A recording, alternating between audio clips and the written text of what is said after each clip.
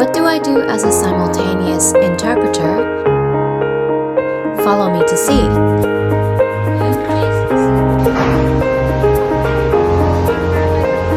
First, we went to visit some factories.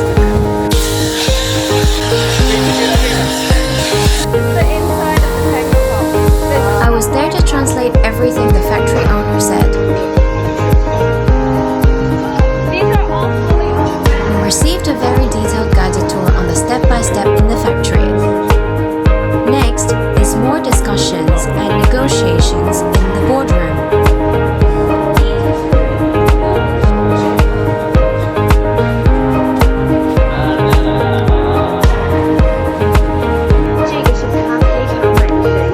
On the second day, we met up with the factory in the hotel lobby for another round of recap and regroup.